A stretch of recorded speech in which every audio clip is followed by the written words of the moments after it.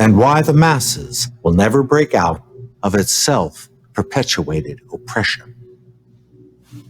Historically observable, biologically sound, and grossly exaggerated. While most may indeed be stuck in lower brain limbic system reflexes, you underestimate the prefrontal cortex, our ability to transcend primitive reactions. Whether you believe it or not, Simon, the activists of the world are slowly becoming more aware, more focused. Focused on what? The system. The origin of the social psychology that keeps those feedback loops of oppression going. So, threat to the money god? If you want to be spooky about it, sure. The money god is eventually going to be overthrown. This age-old march toward increased equality and human rights is now accelerating into new territory. In one way or another, it's eventually going to arrive at the doorstep of the economy. And then what? You seem to be suffering from a kind of amnesia, John. That moment's long past, immortalized by the failed Soviet experiment, a memory that's fostered an enduring boogeyman. Anyone today daring to suggest economic equality, which is what I assume you're getting at, as some final stage of human rights progress, will quickly be condemned as a freedom-hating socialist. Propaganda may be strong. So are the mounting problems. Problems that have no in-system solution, forcing people to think differently. Such as? How about the collective insult that 1% of the world's population now owns 80% of the wealth? Or more importantly, that every life support system continues to be in decline, with now millions dislocated. Famines, wars, growing poverty. People will eventually realize the economic mechanisms behind this, further opening the gate. Same for technological unemployment. Half of all jobs have already been automated. And while nations have compensated by giving basic income, the system contradiction is still clear.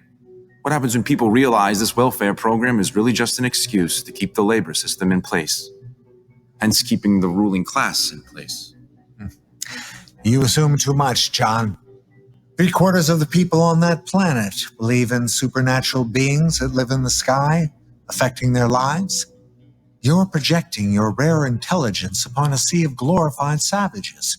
And if you think the activist community has anything in their toolkit to even approach system-level change, you're not paying attention to their ignorance. You mean the spectacle? People piling into free speech zones, holding up signs, yelling at buildings, ranting on social media, creating political art, poetry, writing books, making movies. I agree, it's mostly catharsis. It's a pressure release valve, easing periodic tension, making people feel like they're actually doing something. Aside, of course, from helping the economy, the anti-establishment market has been increasingly profitable. Yes, the anger dollar.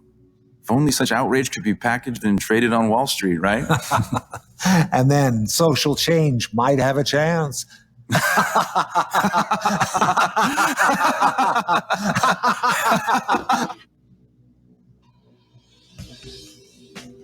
But catharsis aside, John, the real issue is hope. Activism today is a hope industry. Take Concordia. It's been irritating, and I'm certainly bothered by the technology you have, but your actions have posed no true threat.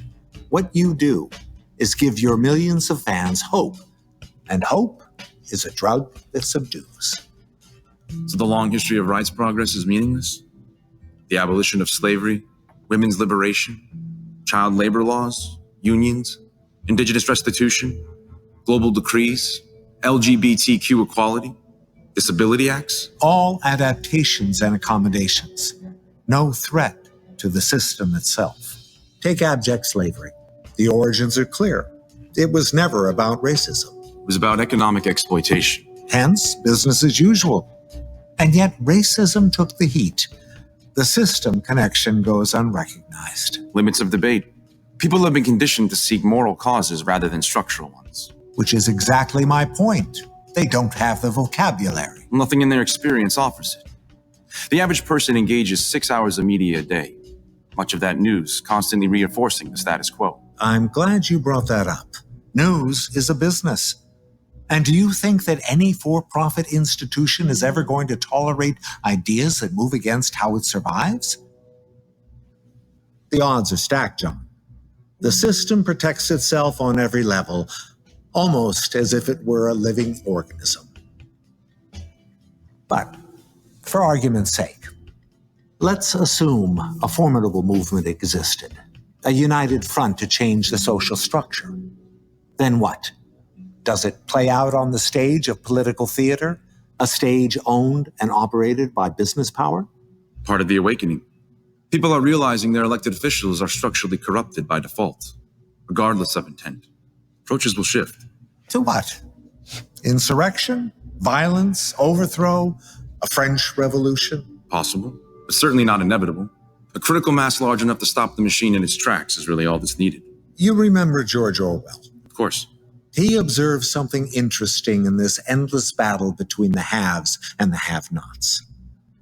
If it's true, as you say, the masses are beginning to understand the system, building force against it, you should also recognize that there's a natural counter-movement, the system defending itself once again. And every threat to its integrity, what you see as progress, will be twisted around and presented to the public as an attack on their way of life. Those outliers that you spoke of, the terrorists, gangs, criminals, mass murderers, insurgencies, hackers, the Orions, the Concordias, all empower the system in the end, providing excuses to further tighten things down. More police, more prisons, more laws, more bombs, more surveillance, more control. Again, no conspiracy required. It's the masses themselves that push for this, willfully exchanging their freedom for security, so they can comfortably return to their workstations and continue pulling levers on the machine, just as the money god ordained.